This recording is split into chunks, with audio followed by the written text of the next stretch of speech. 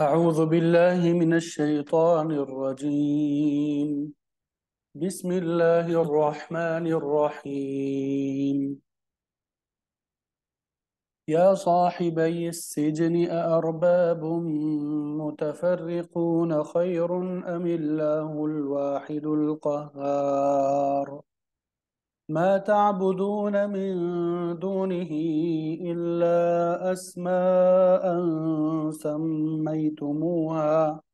سميتموها أنتم وآباؤكم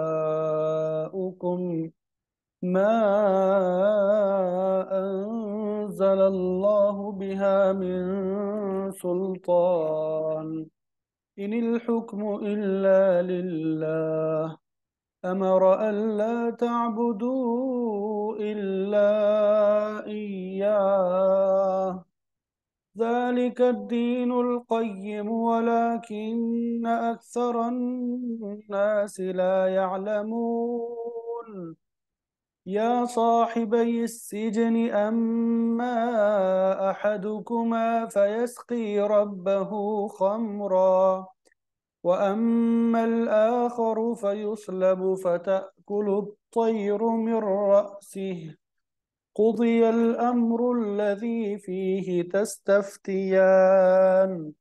وقال للذي ظن أنه ناج منهما اذكرني عند ربك، فأنساه الشيطان ذكر ربه فلبث في السجن بضع سنين. وقال الملك إني أرى 7 بقرات سمان يأكلهن 7 عجاف وسبع سنبلات خضر وأخر يابسات. يا أيها الملأ أفتوني في رؤياي إن كنتم للرؤيا تعبرون. قالوا أضغاث أحلام وما نحن بتأويل الأحلام بعالمين. وقال الذي نجا منهما وادكر بعد أمة بتأويله أنا أنبئكم بتأويله فأرسلون. يوسف أيها الصديق أفتنا في 7 بقرات سمان يأكلهن 7 عجاف و7 سنبلات خضر وأخر يابسات لعلي أرجع إلى الناس لعلهم يعلمون. قال تزرعون 7 سنين دأبا فما حصدتم فذروه في سنبله إلا قليلا مما تأكلون. ثم يأتي من بعد ذلك 7 شداد يأكلن ما قدمتم لهن إلا قليلا مما تحصنون. ثم يأتي من بعد ذلك عام فيه يغاث الناس وفيه يعصرون. وقال الملك ائتوني به، فلما جاءه الرسول قال ارجع إلى ربك فاسأله ما بال النصوة اللاتي قطعن أيديهن إن ربي بكيدهن عليم. قال ما خطبكن إذ راوتن يوسف عن نفسه قلنا حاش لله ما علمنا عليه من سوء قالت امرأة العزيز الآن حصحص الحق أنا راودته عن نفسه وإنه لمن الصادقين ذلك ليعلم أني لم أخنه بالغيب وأن الله لا يهدي كيد الخائنين وما أبرئ نفسي إن النفس لأمارة بالسوء إلا ما رحم ربي إن ربي غفور رحيم صدق الله العظيم. الحمدللہ، ابھی آپ کے سامنے سورہ یوسف آیت نمبر 39 سے آیت نمبر 53 تک تلاوت کی سعادت حاصل ہوئی، تو سب سے پہلے انشاءاللہ آپ کے سامنے ترجمہ بیان کریں گے، اور پھر مفسرین نے جو تفسیر بیان کی ہوگی، ذکر کی ہوگی، وہ انشاءاللہ آپ کے سامنے بیان کریں گے۔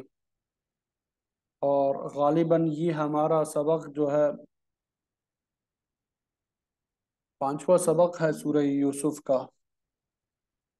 تو یا صاحبی السجن، یہ پہلی آیت جو ہم نے تلاوت کی، یا کا ترجمہ کیا کرتے ہیں؟ حرف ندا ہے، اے صاحبین، اصل میں تو یہ صاحبین تثنیہ کا صیغہ ہے، صاحبین، پھر آگے یا اضافت کا ہے میرے کے معنی میں، تو اضافت کی وجہ سے نون کو گرا دیا تثنیہ کا، تو یا صاحبی، اے میرے دونوں ساتھیوں، صاحب دوست کو کہتے ہیں، ساتھی کو کہتے ہیں، میرے جیل کے دونوں ساتھیوں، ارباب، ارباب، کیا کئی رب، ارباب رب کی جمع ہے، ارباب کیا ہے؟ رب کی جمع ہے، کیا رب کئی متفرقون، جدا جدا، خیر بہتر ہے، ام یا اللہ، اللہ تعالی، الواحد جو کہ اکیلا ہے، القہار سب پہ چھایا ہوا ہے، غالب ہے۔ یعنی اے میرے قید خانے کے ساتھیوں، کیا بہت سے متفرق رب بہتر ہے، یا وہ ایک اللہ جس کا اقتدار سب پر چھایا ہوا ہے؟ ما تعبدون، تم عبادت نہیں کرتے،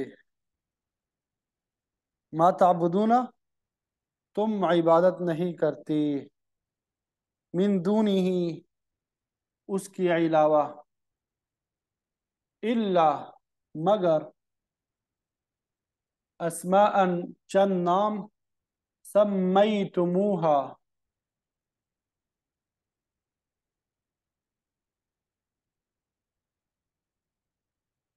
یہ جو میں پڑھا رہا ہوں سمجھ نظر نہیں آ رہا سب کو؟ ذرا کلیئر کر دیں، جو میں پڑھا رہا ہوں میرے سامنے تو نظر آ رہا ہے، ما تعبدون من دونہ الا اسماء، آپ سب کو بھی یہی شو ہو رہا ہے، یہی صفحہ؟ ما تعبدون، تم عبادت نہیں کرتے، من دونہ، اس کے علاوہ، الا، مگر، اسماء، چند نام، سمیتموہا، اصل میں تھا یہ سمیتم، پھر واو جو ہے جب ضمیر کے ساتھ ملانے کے لیے اضافہ کیا ہے اس کا، سمیتم جمع مذکر حاضر، فعل ماضی معلوم کا، ٹھیک ہے؟ سمیتم، رکھ لیے ہے تم نے ان کے نام، مگر چم نام رکھ لیے تم نے ان کے نام، انتم، تم نے، و آباؤکم، تمہارے باپوں نے، ما انزل اللہ، نہیں نازل کی اللہ تعالیٰ نے، بہا، اس کی، من سلطان، کوئی دلیل، یعنی تم اسے چھوڑ کر صرف چند ناموں کی پوجا کر رہے ہو جو خود تم نے اور تمہارے آبا و اجداد نے رکھ لیے ہے، اللہ تعالیٰ نے اس کی کوئی دلیل نہیں اتاری ہے۔ ان الحکم، نہیں ہے الحکم فیصلہ الا للہ مگر اللہ کا ہے، امرا اس نے حکم دیا ان لا تعبدو ان لا تعبدو یہ کہ نہ عبادت کرو تم الا مگر ایاہو صرف اسی کی، اسی نے حکم دیا کہ اس کے علاوہ کسی کی عبادت نہ کرو، ذالک الدین یہ دین جو ہے القیم مضبوط ہے، ولیکن اکثر الناس اور لیکن اکثر لوگ لا یعلمون نہیں جانتے، یہی سیدھا دن ہے لیکن اکثر لوگ نہیں جانتے۔ یا صاحب السجن اے میرے جیل کے دونوں ساتھیوں، اما احدکما اما بہرحال احدکما تم دونوں میں سے ایک فیسقی تو وہ پھلائے گا ربہ اپنے آقا کو خمرہ شراب، واما الاخر اور بہرحال دوسرا جو ہے فیسلب تو سولی دیا جائے گا، فتأکل تو کھائیں گے الطیر پرندے من رأسی اس کے سر سے، قضی فیصلہ کر دیا گیا الامر معاملے کا، الذی وہ جو فیہ جس میں تستفتیان تم دونوں پوچھ رہے تھے، یعنی میرے جیل کے دونوں ساتھیوں تم میں سے ایک تو اپنے آقا کو شراب پلائے گا، جہاں تک تعلق ہے دوسری کا تو اسے سولے پہ چڑھایا جائے گا اور پرندے اس کے سر کو کھا جائیں گے، اور اس معاملے کا فیصلہ ہو چکا ہے اس کے متعلق تم پوچھ رہے تھے۔ وقال اور کہا للذی اس سے جو ظن گمان کیا انہو کہ بے شک وہ ناجن نجات پانے والا ہے، منہم ان دونوں میں سے، اذکرنی اذکر ذکر کر دے نی میرا یعنی تو ذکر کر دے مجھے عند ربک اپنے آقا کے پاس، یعنی جب تو اپنے آقا کے پاس جائے گا تو میرا تذکرہ کر دے وہاں پہ، فَأَنْسَاهُ الشَّيْطَانُ فَأَنْسَاهُ تو انسا بھلا دیا اسے الشیطان شیطان نے ذکر ربہ ذکر کرنا اپنے آقا سے، فلبث وہ ٹھہرا رہا وہ فی السجن قید خانے میں بضع سنین کئی سال،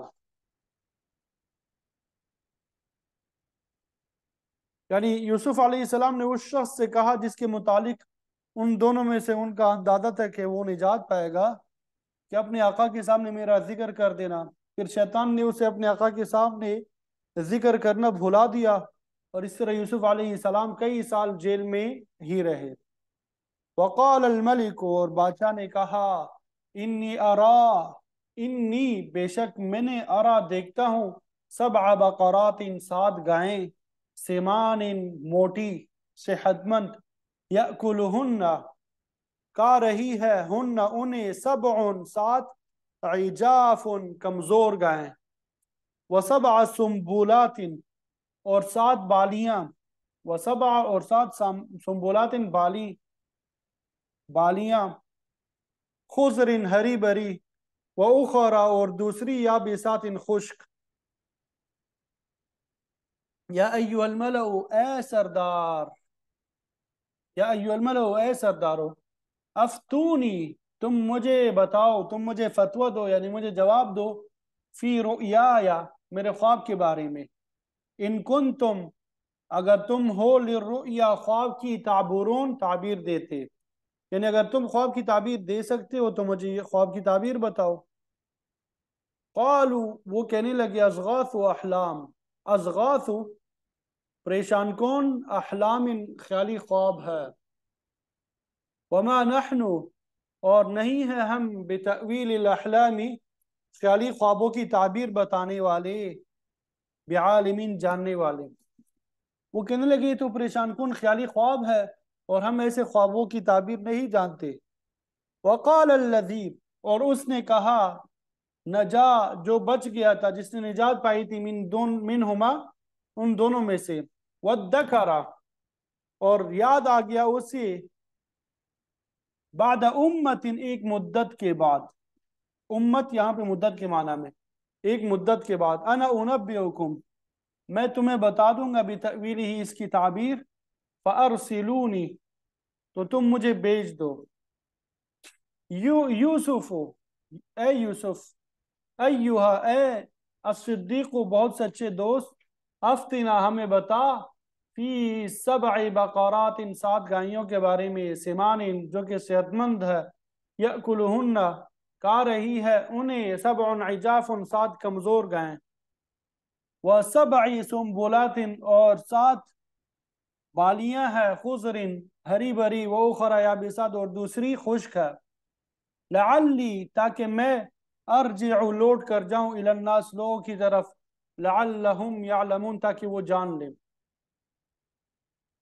यानी हमें इस ख्वाब की ताबीर बताएं कि 7 सेहतमंद गायें हैं, जिन्हें 7 दुबली पतली गायें खा रही है, और 7 हरी भरी बालियां हैं, और 7 दूसरी खुश्क, ताकि मैं ये ताबीर लोगों के पास ले जाऊं और उन्हें भी मालूम हो जाए। वकाला, और कहा उसने। तजराऊना, तुम खेती बाड़ी करोगे, तुम ज़राअत करोगे। 7 सीनीना, 7 साल। तअबा, जम कर। फमा हसद तुम, तो जो कुछ हसद तुमने काटा। फजरूहु, तो उसे छोड़ दो। फी सुम्बुलिही, उसके बाली के अंदर। इल्ला कलीलन, मगर बहुत थोड़ा। मिम्मा, उसमें से। तअकुलून, तुम खाते रहो। यानी तुम 7 साल तक जम के खेती बाड़ी करोगे, फिर तुम जो काटो उसे उसके बालियों में ही रहने दो, सिवाय थोड़ी सी मिकदार की जो तुम खाओ। सुम्मा यअती मिन बाद ज़ालिका, फिर आएंगे उसके बाद। ज़ालिका सबउन, ये 7 शिदादुन, सख्त साल। यअकुलना, खा जाएंगे वो। माँ, वो कुछ। कद्दम, जो तुमने आगे भेजा था। लहुन्ना, इनके लिए। इल्ला कलीलन, मगर थोड़ा। मिम्मा, उससे जो। तुहसिनून, तुम महफूज कर लोगे। यानी फिर उसके बाद 7 सख्त साल आएंगे, तुमने उनके लिए जो कुछ रखा होगा वो सारा खा जाएंगे, सिवाय थोड़ी सी मिकदार के, जो तुम महफूज कर लोगे। सुम्मा यअती, फिर आएगा। मिन बाद ज़ालिका, उसके बाद। आमुन, एक साल। फीही, उसमें। युगासु, बारिश होगी। अन्नासु, लोगों पर। वफीही, और उसमें। यासिरून, वो रस न छोड़ेंगे। वक़ाल अल मलिक, और बादशाह ने कहा। ईतूनी बिह, लाओ तुम मेरे पास। बिही, उसे। फलम्मा, फिर जब। जाअहु, आया उसके पास। रसूल कासिद। काला, यूसुफ अलैहिस्सलाम ने फरमाया। इरजिअ, लौट जा तू। इला रब्बिका, अपने आका के पास। फस्अलहु, आप उसे सवाल कीजिए, पूछ लीजिए। मा बालुन निस्वा, औरतों का क्या मामला था। अल्लाती क़त्ताअना, जिन्होंने काट लिया था। ऐदियहुन्ना, अपने हाथों को। इन रब्बी, बेशक मेरा रब। बेकैदिहिन, उनके मकर को। अलीमुन, खूब जानने वाला है। काला, कहा उसने। मा खत्बुकुन्ना, क्या वाक़या है तुम्हारा।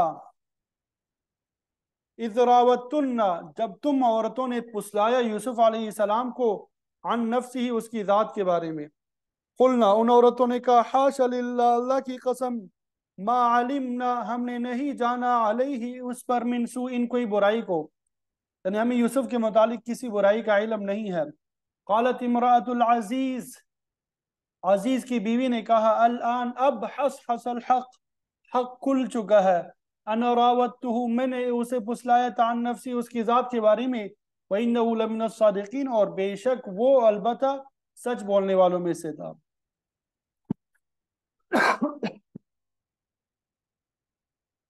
ज़ालिका, वो। लियालम, ताकि जान ले वो। अन्नी, के बेशक मैं। लम अखुनहु, मैंने खयानत नहीं की थी। बिलगैब, उसके पीठ पीछे। वअन्नल्लाह, और बेशक अल्लाह ताला। ला यहदी, रहनुमाई नहीं करता, चलने नहीं देता। कैदल खाइनिन, खयानत करने वालों के फरेब को। वमा उबर्रिउ, और मैं बरी नहीं करती। नफ्सी, अपने नफ्स को।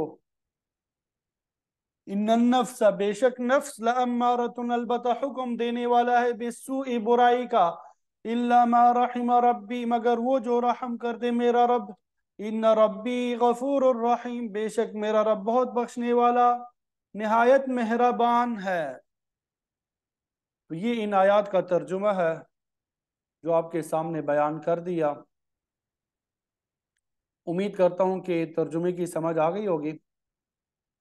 اب اس کی وضاحت بھی کر دیتے ہیں، مفسرین نے جو تفسیر بیان کی ہے۔ ترجمے کی سمجھ آ گئی؟ اگر ابھی تک کسی کو سمجھ نہیں آئی تو تفسیر کو توجہ سے سنیے، انشاءاللہ اس میں دوبارہ بھی یہ باتیں جو ہے واضح ہوں گی۔ اللہ اکبر کبیرہ والحمد للہ کثیرہ۔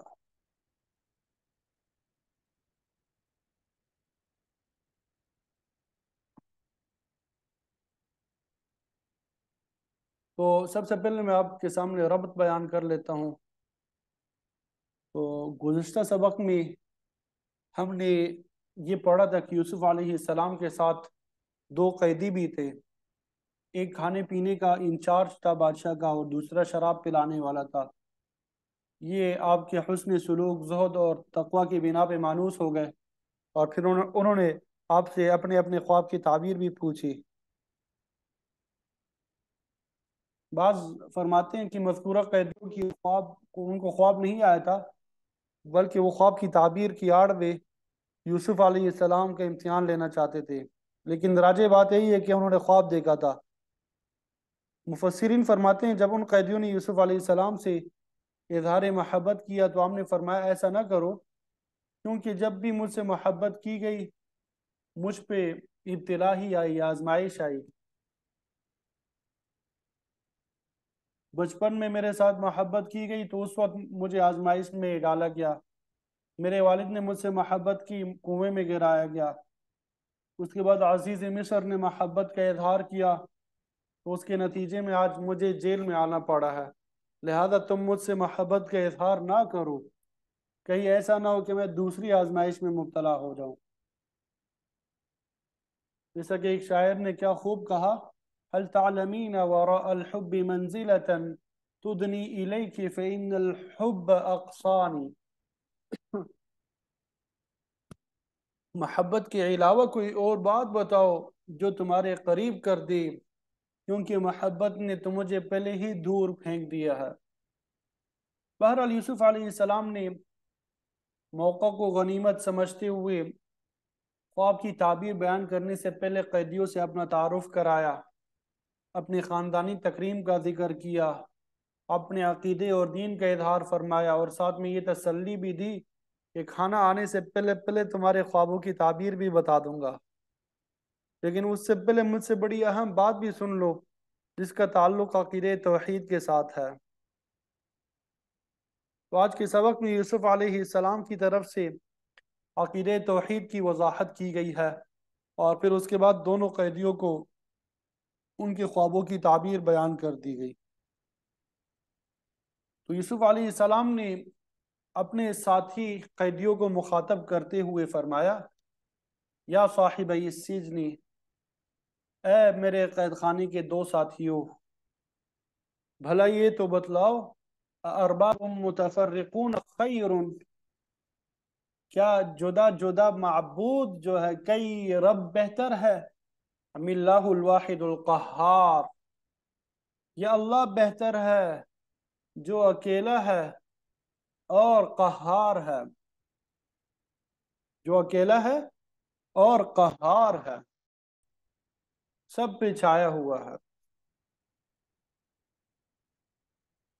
ہم اس سے پہلے پڑھ چکے ہیں کہ مصر کے لوگ ایک تو اللہ کی وحدانیت کو تسلیم نہیں کرتے تھے، دوسرا معاد یعنی قیامت کا انکار کرتے تھے، مختلف کاموں کے لیے انہوں نے مختلف معبود بنائے ہوئے تھے، کیونکہ مشرک کا دل کسی ایک جگہ پہ نہیں ٹھکتا، وہ کبھی کسی کے پاس جاتا ہے، کبھی کسی کی طرف دیکھتا ہے۔ مشرک لوگ بہت سے حاجت روا اور مشکل کشا بنا لیتے ہیں، اور پھر خود ہی تصور کر لیتے ہیں کہ فلاں بیماری سے شفا یابی کے لیے فلاں قبر پہ جانا چاہیے، مقدمے سے بری کرانے کے لیے فلاں آستانہ مجرب ہے، اولاد حاصل کرنا ہو تو فلاں کی نیاز دینی ہوگی، کاروبار میں ترقی کے لیے اس قبر کا طواف ضروری ہے، نعوذ باللہ من ذالک۔ مطلب جتنے کام، جتنی ضروریات، سب کے لیے الگ الگ حاجت روا مشکل کشا مقرر کر لیتے ہیں۔ شعیب اور ہود علیہ السلام کی قوموں میں بھی یہی بیماری تھی، انہوں نے بھی ہر کام کے لیے الگ الگ معبود بنائے ہوئے تھے۔ اللہ تعالیٰ کے سارے نبیوں نے لوگوں کو اللہ کی وحدانیت کی دعوت دی، تو اسی طرح یوسف علیہ السلام بھی قیدیوں کو بتانا چاہتے تھے کہ تم نے جو الگ الگ معبود بنا رکھے ہیں ان میں سے کسی کو بھی اختیار حاصل نہیں ہے، نہ تو وہ کسی کے حالات جانتے ہیں، نہ انہیں قدرت حاصل ہے تو کہ تمہارا کام بنا لے۔ عقل سے کام لے کے بتاؤ تو صحیح، یہ الگ الگ معبود بہتر ہے یا وہ اکیلا ہی ایک بہتر ہے جو ہر چیز پہ غالب ہے۔ قہار کا معنی غالب، یعنی جس کا کنٹرول ہر چیز پر ہے۔ وَهُوَ الْقَاهِرُ فَوْقَ عِبَادِهِ، وہ اپنے بندوں پہ غالب ہے، خالق ہے، مالک ہے، زبردست ہے، اس کے فیصلے کو کوئی ٹال نہیں سکتا، وہ سب پہ غالب ہے، اس پہ کوئی غالب نہیں ہے۔ لِلَّهِ الْأَمْرُ جَمِيعًا، سارے معاملات اس کے حکم کے تابع ہے۔ لِلَّهِ الْقُوَّةُ جَمِيعًا، ساری طاقت اور اختیار اسی کے ہاتھ میں ہے۔ اسی لیے یوسف علیہ السلام نے کہا کہ یہ چھوٹے چھوٹے متفرق معبود اچھے ہیں یا اللہ تعالیٰ واحد جو سب پہ غالب ہے۔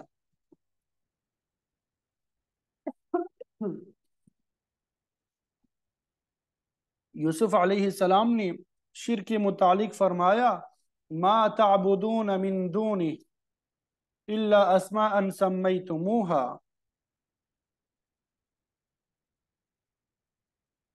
کہ تم عبادت نہیں کرتے اس کے علاوہ مگر چند نام ہے جو تم نے رکھ لیے ہے۔ مطلب یہ کہ اللہ کے علاوہ تم نے مختلف ناموں پر معبود بنا رکھے ہیں جن کی تم عبادت کرتے ہو، اور ان کے ذمے کام بھی لگا رکھیں کہ یہ فلاں کام کرتا ہے، وہ فلاں ضرورت پوری کرتا ہے، حالانکہ حقیقت کچھ بھی نہیں ہے، بس نام ہی نام ہے جو تم نے خود ہی ان معبودوں کے رکھے ہیں۔ انتم و آباؤکم، بعض کو تمہارے آبا و اجداد نے بعض ناموں سے موسوم کر رکھا ہے۔ حقیقت یہ ما انزل اللہ بہا من سلطان، کہ اللہ تعالیٰ نے تو ان باطل معبودان کے حق میں کوئی سند یا دلیل نہیں اتاری۔ اللہ تعالیٰ نے تو نہیں فرمایا کہ فلاں کی عبادت کرو یا فلاں سے ضرورتیں طلب کرو، بلکہ یہ تو تمہارے خود ساختہ نام ہے جو تم نے ان معبودوں کو دے رکھے ہیں۔ ان الحکم الا للہ، حکم اور اختیار تو سارا اللہ ہی کا ہے۔ اللہ کے علاوہ کسی دوسرے کی عبادت کرنا عقل اور نقل دونوں کے خلاف ہے۔ تمام صاحب عقل اور حکماء ربانی کی تعلیم کے بھی خلاف ہے۔ اللہ تعالیٰ نے تو ان کے حق میں کوئی دلیل نہیں اتاری، بلکہ امر اللہ تعبدوا الا ایاہ، اللہ تعالیٰ نے تو یہ حکم دیا کہ صرف اسی کی عبادت کرو، کیونکہ اس کی عبادت کے علاوہ کوئی لائق نہیں ہے عبادت کے۔ ذالک الدین القیم، یہی مضبوط دین ہے جن کے اصول اور قواعد پکے ہیں، عقل اور فطرت کے مطابق ہے، یہی صراط مستقیم ہے۔ ولیکن اکثر الناس لا يعلمون، لیکن اکثر لوگ بے علم ہے، وہ سمجھ بوجھ سے کام نہیں لیتے۔ ولیکن اکثر الناس لا يعلمون، لیکن اکثر لوگ کیا ہے؟ بے علم ہے۔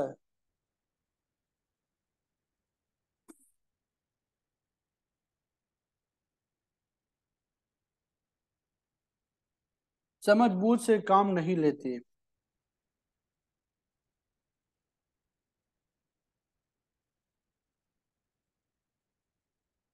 اور تعصب کا شکار ہو کے سیدھے راستے سے بھٹک جاتے ہیں، یا جہالت کا شکار ہو کے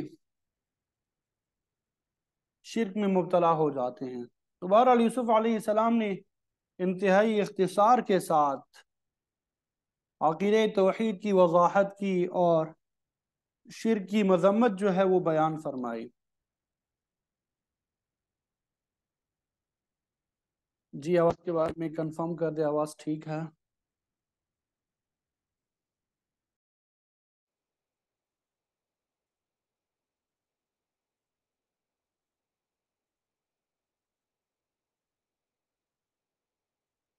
تو یہ کفر اور شرک کی بیماری جو ہے قدیم زمانے سے لے کے آج تک دنیا میں موجود ہے۔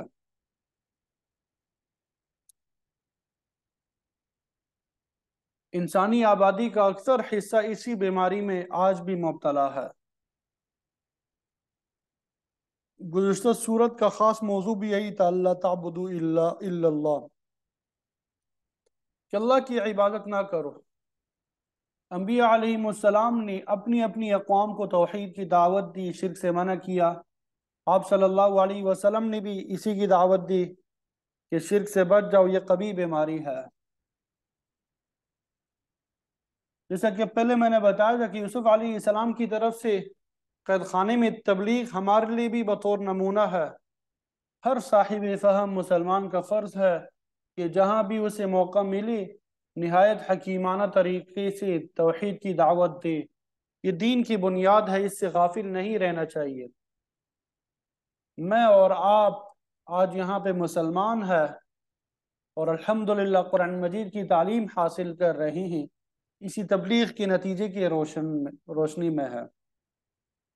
پہلے زمانے کے بزرگ تجارت کے لیے جزائر، یہ ہند وغیرہ پہنچے، یہاں پہ تبلیغ کا حق ادا کیا، جس کا نتیجہ یہ ہے کہ آج یہاں پہ لاکھوں کروڑوں کی تعداد میں مسلمان الحمدللہ بستے ہیں۔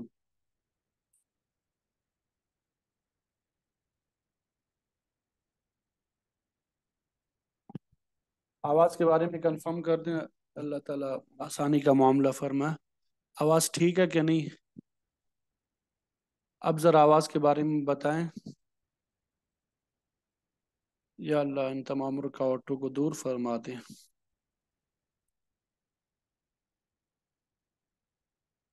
اب آواز ٹھیک ہے؟ اللہ آسانی کا معاملہ فرمائے۔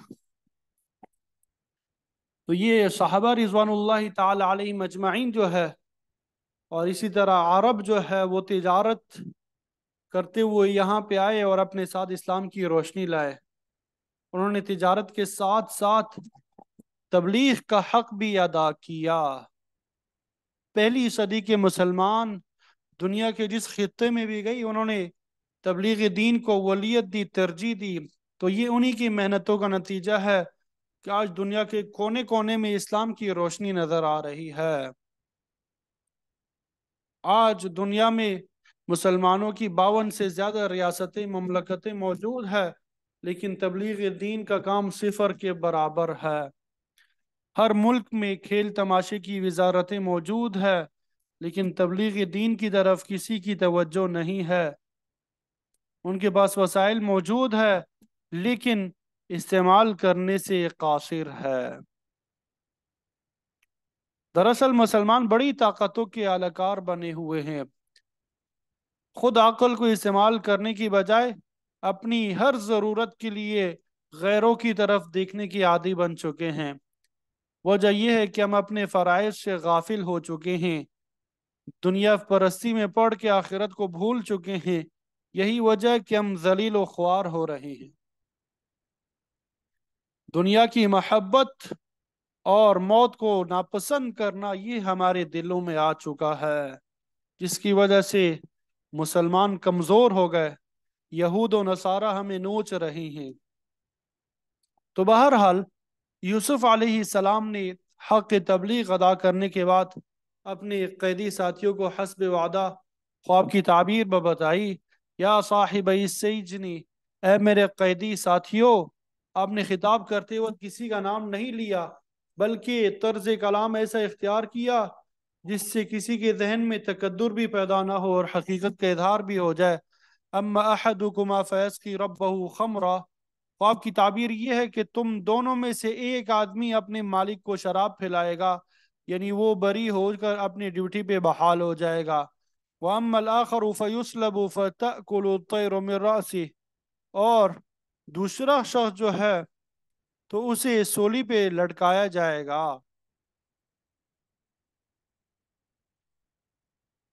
اس زمانے میں رواج تھا کہ سولی پہ لٹکا کے لاش کو کچھ دنوں کے لیے لٹکتا چھوڑ دیتے تھے تاکہ دیکھنے والوں کو عبرت حاصل ہو، اور اس دوران جانور وغیرہ لاش کو نوچنا شروع کر دیتے تھے۔ تو خواب کی تعبیر بالکل وہی نکلی جو یوسف علیہ السلام نے بتائی تھی۔ پرندوں نے اس شخص کے سر کو نوچ نوچ کے کھایا، اور دوسرا شخص بادشاہ کو شراب پلانے پہ دوبارہ معمور ہوا۔ تو فرمایا فَقُضِيَ الْأَمْرُ الَّذِي فِيهِ تَسْتَفْتِيَانِ، اس بات کا فیصلہ کر دیا گیا اس کے متعلق وہ دونوں قیدی پوچھ رہے تھے، فتویٰ حاصل کر رہے تھے۔ اللہ تعالیٰ کی مشیت میں ایسے ہی ہونا تھا۔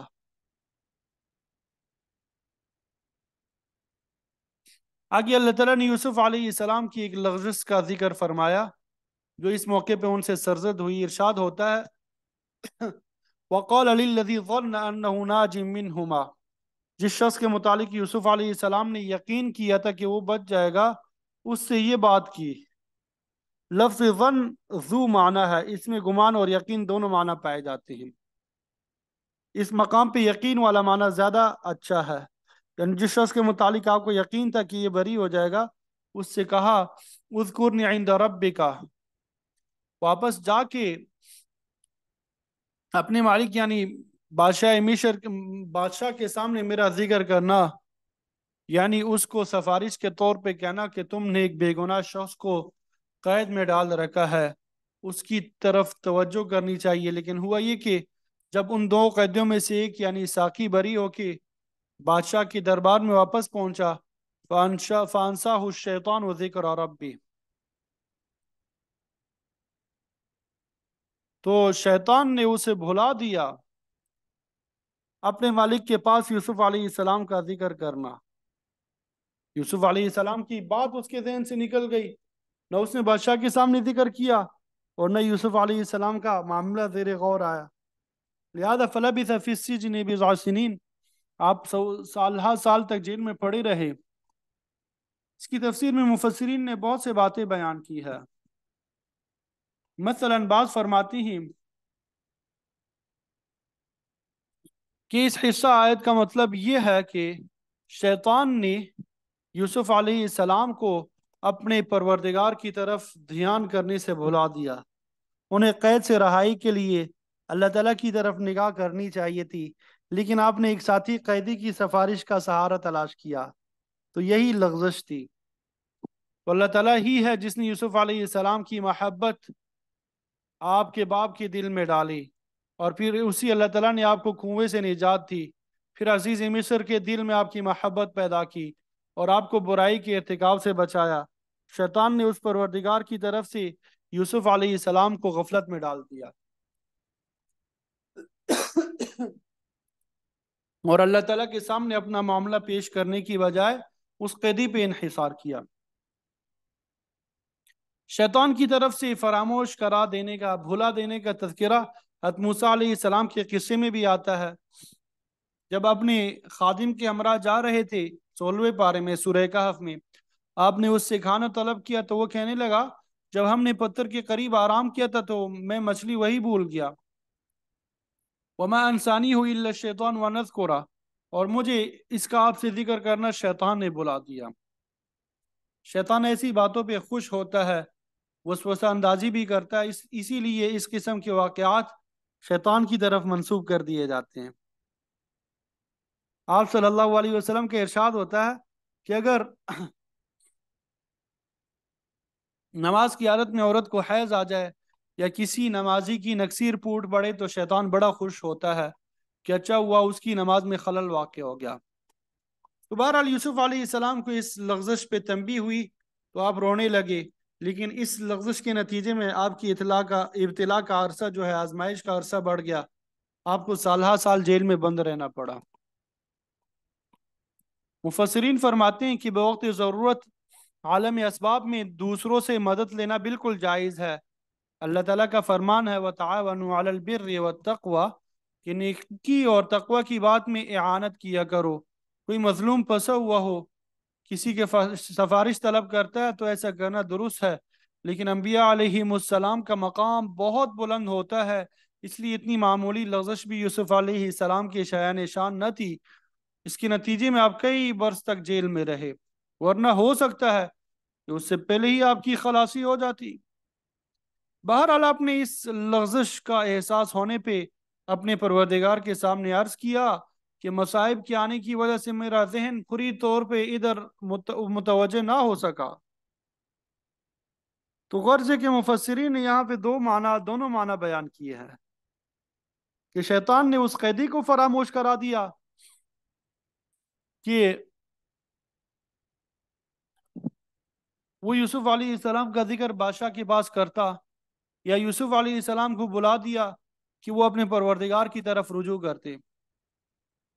بعض مفسرین یہ بھی فرماتے ہیں کہ یہ ابتلا تو یوسف علیہ السلام کی اپنے دعا کے نتیجے میں اللہ تعالیٰ کی طرف سے آئی تھی۔ ہم نے پہلے پڑھا تھا رب السجن احب الی مما یدعوننی الیہ، پروردگار یہ عورت جس مقصد کی طرف مجھے بلاتی ہے اس سے تو یہ قید بہتر ہے۔ اللہ تعالیٰ نے آپ کی یہ دعا قبول فرمائی، آپ کو برائی سے بچا لیا اور جیل میں ڈلوا دیا۔ یوسف علیہ السلام بڑے صابر اور شاکر تھے، آپ صلی اللہ علیہ وسلم نے آپ کی بڑی تعریف فرمائی ہے۔ تو یہ مفسرین فرماتے ہیں کہ قید کی طوالت کسی لغزش کے نتیجے میں نہ ہی ہوئی تھی، بلکہ یہ خود آپ کا انتخاب تھا۔ اور بعض مفسرین فرماتے ہیں کہ یہاں پہ اذکرنی عند ربک سے مراد ذکر یا سفارش نہیں، بلکہ اس سے تبلیغ دین مراد ہے۔ اور یوسف علیہ السلام نے اپنے ساتھی قیدی سے یہ کہا کہ بادشاہ کے پاس پہنچ کر اسے اسی بات کی تبلیغ کرنا جو میں نے تمہیں سمجھائی ہے، ان الحکم الا للہ امر اللہ تعبدوا الا ایاہ، یعنی اس بات کو بادشاہ کی دربار میں کرنا کہ ایک قیدی اسی طرح کہتا ہے کہ حکومت صرف اللہ کی ہے، اس نے حکم دیا کہ اس کے علاوہ کی عبادت نہ کرو۔ مطلب یہ کہ یوسف علیہ السلام اس قیدی کو تبلیغ دین کا ذریعہ بنانا چاہا تھا، لیکن وہاں پہنچ کے یہ بات اس کے ذہن سے ایسی نکلی کہ اس نے یوسف علیہ السلام کا ذکر تک نہ کیا۔ باقی رہی یہ بات کہ یوسف علیہ السلام کتنا عرصہ قید میں رہے، ضحاک رحمۃ اللہ علیہ فرماتے ہیں کہ آپ نے 14 سال کا عرصہ جیل میں گزارا۔ عبداللہ ابن عباس رضی اللہ تعالیٰ عنہما سے 12 سال کی روایت منقول ہے۔ شاہ عبد القادر محدث دہلوی رحمۃ اللہ علیہ فرماتے ہیں کہ اس ضمن میں 5، 7، 9 اور 12 سال کی روایات ملتی ہے۔ عام طور پہ مفسرین نے 9 یا 12 سال کا ذکر کیا، لیکن شاہ صاحب کے نزدیک راجح بات 7 سال کی ہے۔ ویسے بھی عربی زبان میں بضع کا لفظ 3 سے 9 تک کی عادت پہ ہوتا ہے، تو اس اعتبار سے بھی 7 سال کا عرصہ قرین قیاس ہے۔ بات سمجھ آ گئی یہاں تک؟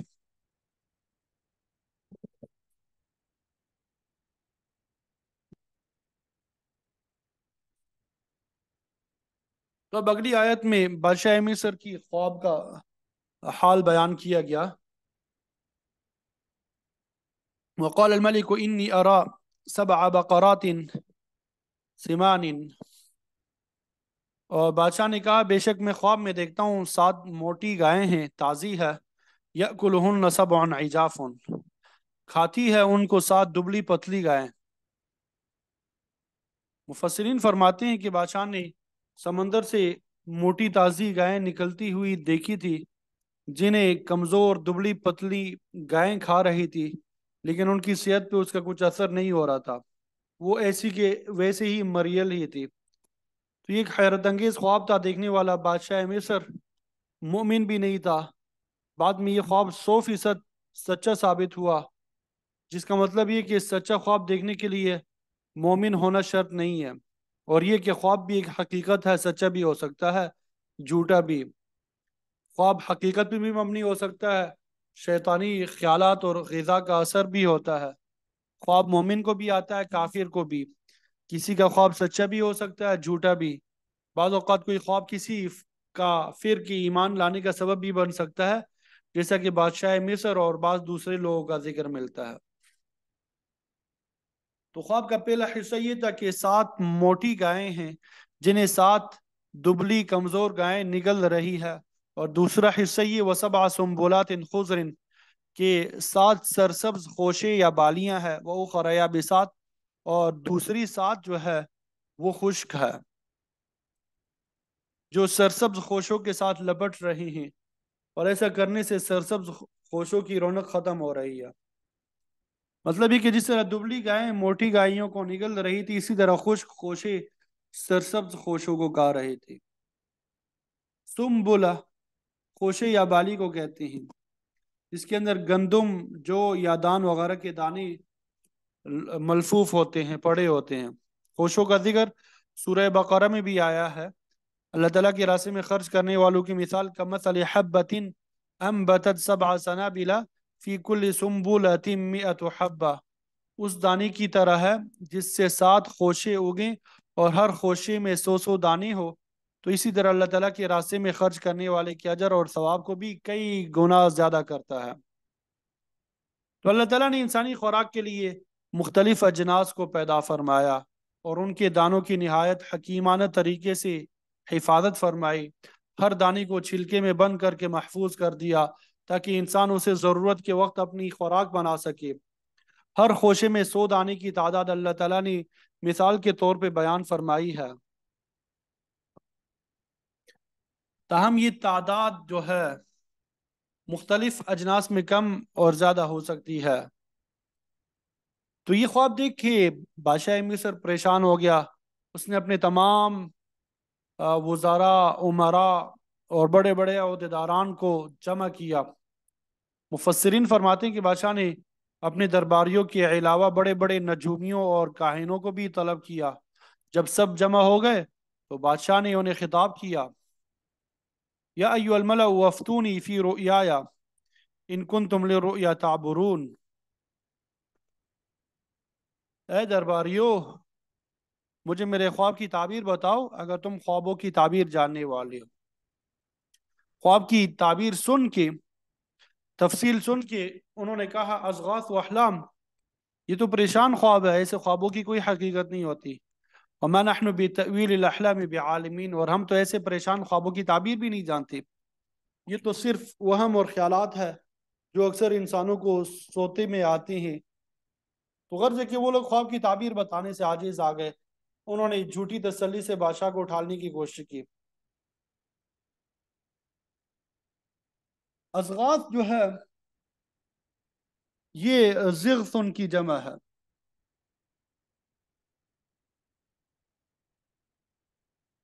اور زغثن اس مٹی کو کہا جاتا ہے جو گھاس پھونس اور لکڑیاں وغیرہ جمع کر کے بنایا گیا ہو، چونکہ اس گٹھے میں مختلف قسم کی چیزیں ہوتی ہے اس لیے زغث کہلاتا ہے۔ درباریوں نے بادشاہ کے خواب کو بھی اسی قسم کے گٹھے سے تشبیہ دی کہ یہ مختلف قسم کے پریشان کن خیالات کا مجموعہ ہے، اس کی کوئی اصلیت نہیں ہے، بادشاہ کو وہم میں نہیں پڑنا چاہیے۔ ان درباریوں میں یوسف علیہ السلام کا ساتھی قیدی بھی تھا، جسے یوسف علیہ السلام نے خواب کی ٹھیک ٹھیک تعبیر بتائی تھی، اور پھر وہ قید سے رہا ہو کے بادشاہ کو شراب پلانے پہ معمور ہو گیا۔ تو اب اس شخص کا ذکر آتا ہے، وقال الذی نجا منہما، اور کہا ان دونوں میں سے ایک شخص نے جو بچ گیا تھا، وادکر بعد امت، اور اس نے ایک مدت کے بعد یوسف علیہ السلام کو یاد کیا۔ انا انبئکم بتأویلہ،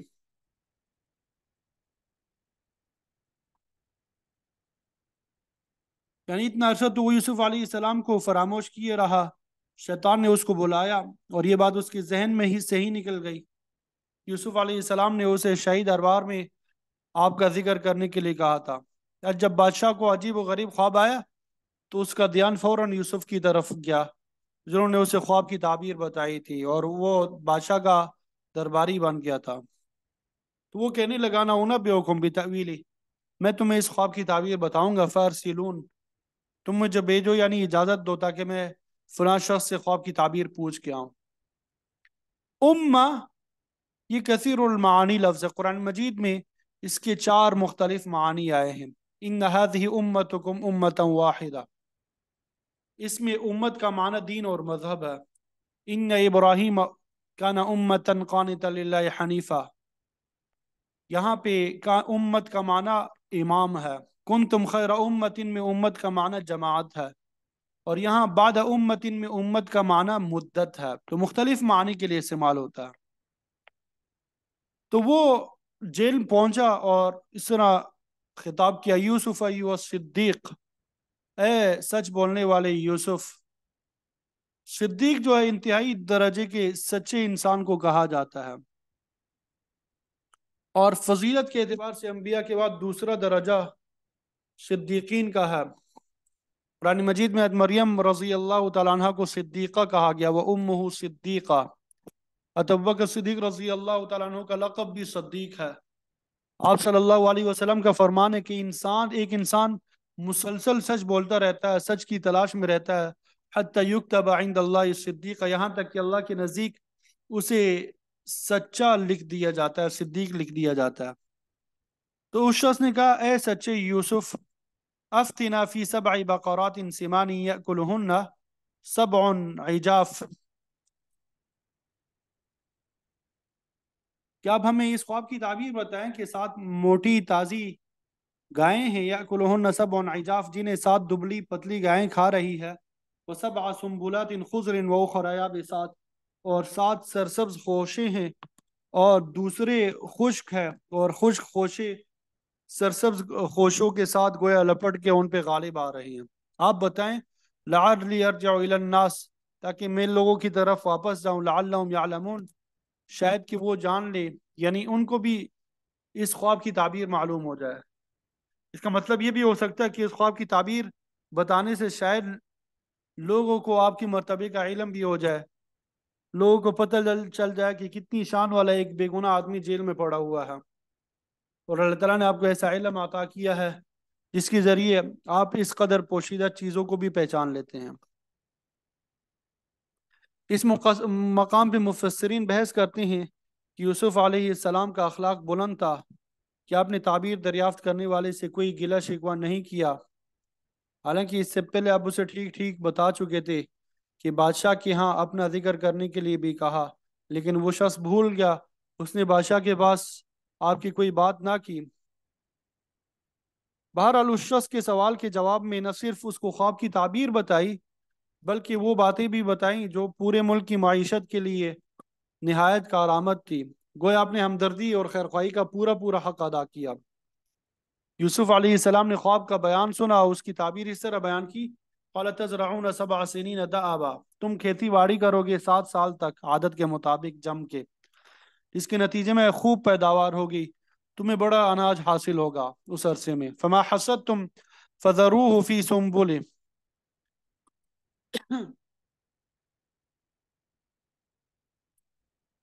تو تم جو بھی فصل کاٹو گے اسے اس کے خوشوں میں ہی بند رہنے دینا، ان سے اناج باہر نہ نکالنا، کیونکہ جب اناج خوشوں سے باہر آ جائے تو وہ پھر زیادہ عرصے تک محفوظ نہیں رہتا، اس میں کیڑا وغیرہ لگ جاتا ہے اور ضائع ہو جاتا ہے، تو اسے طویل عرصے تک قابل استعمال رکھنے کے لیے ضروری ہے کہ اسے خوشوں سے نہ نکلنا بلکہ خوشوں ہی میں محفوظ کر لینا۔ الا قلیلا مما تأکلون، سوائے تھوڑے حصے کے جو تم نے استعمال کرنا ہے، باقی سارا محفوظ کر لینا۔ ثم یأتی من بعد ذلك 7 شداد، اس کے بعد 7 سال بڑے سخت آئیں گے، یعنی ملک میں قحط پڑ جائے گا، بارش نہیں ہوگی، اناج پیدا نہیں ہوگا، تو پہلے 7 سالوں میں تمہارا بچایا ہوا غلہ ان 7 سالوں میں تمہارے کام آئے گا، اس قحط سالی میں۔ یأکلن ما قدمتم لہن، قحط زدہ سال تمہارے بچائے ہوئے غلے کو کھا جائیں گے، الا قلیلا مما تحسنون، سوائے اس تھوڑے سے حصے کے جسے تم محفوظ کر لو گے۔ محسن دراصل پاک دامن کو کہتے ہیں جو اپنے شہوانی جذبات پہ کنٹرول کر کے انہیں محفوظ رکھتا ہے، تو یہاں بھی یہی مراد ہے کہ قحط سالی میں سارا اناج ختم ہو جائے گا سوائے تمہارے محفوظ شدہ تھوڑے حصے کے۔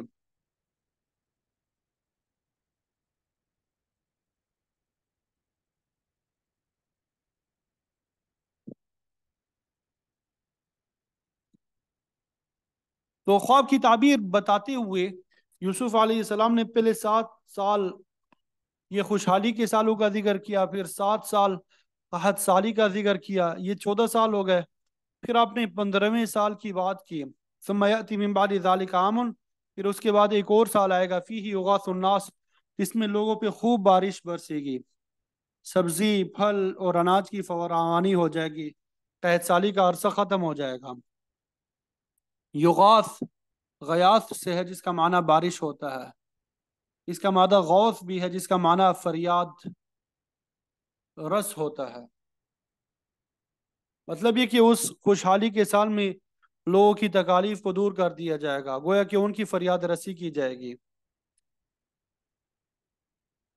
در حقیقت غوث یا فریاد رس تو صرف اللہ تعالیٰ کی ذات ہے، لیکن افسوس ہے کہ لوگ مخلوق کو بھی غوث کا لقب دے دیتے ہیں۔ تو فرمایا کہ اس سال خوب بارش ہوگی، وفیہ یعصرون، اور لوگ پھلوں سے رس نہ چھوڑیں گے۔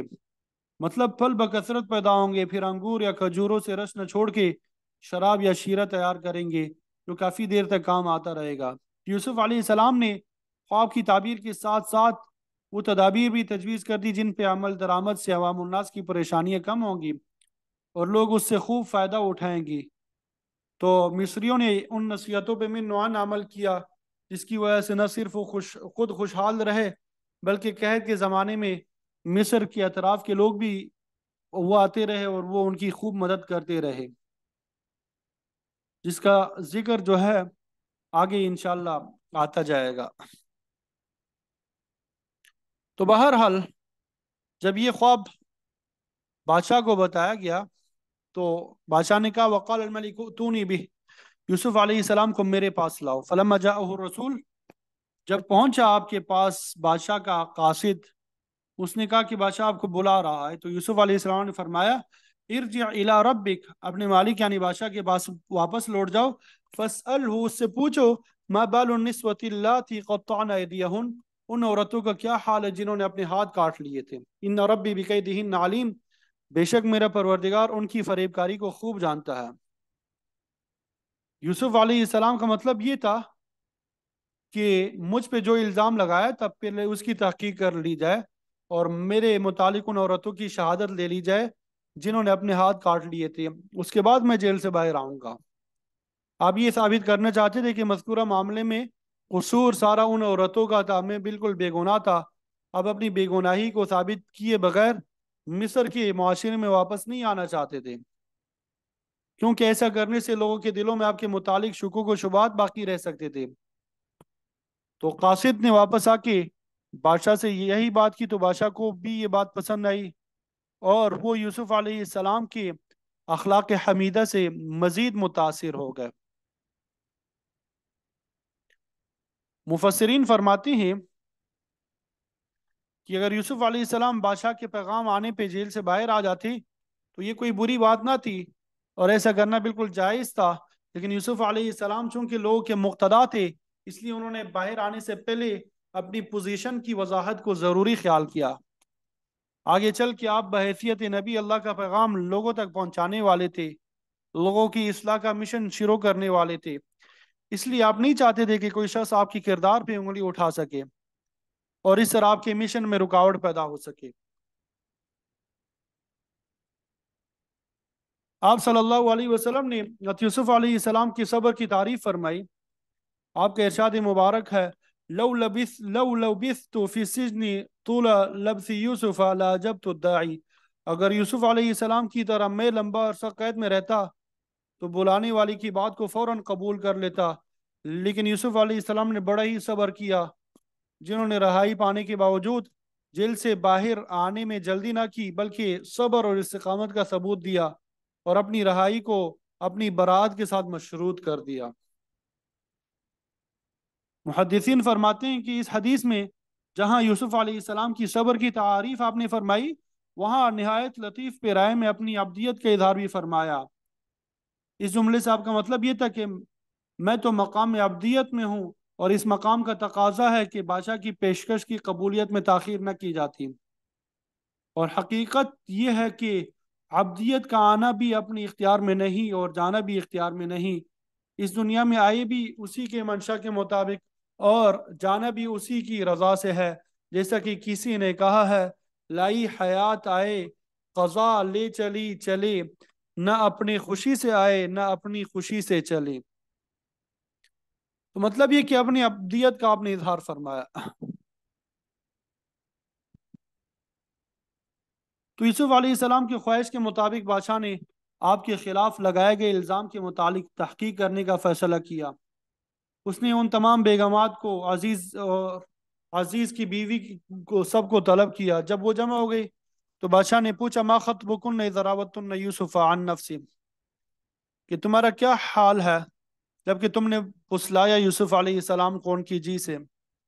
یوسف علیہ السلام نے تحقیقات کا مطالبہ کرتے ہوئے کسی ایک عورت کا نام نہیں لیا تھا کہ فلاں عورت کے بارے میں تفتیش کی جائے، اس نے میری قمیص پاڑ دی تھی، بلکہ کسی کو ذاتی نشانہ بنانے کی بجائے آپ نے سب عورتوں کا ذکر کیا کہ ان سب کے متعلق تحقیق کی جائے، قطعن ایدیہن، جنہوں نے اپنے ہاتھ کاٹ لیے تھے۔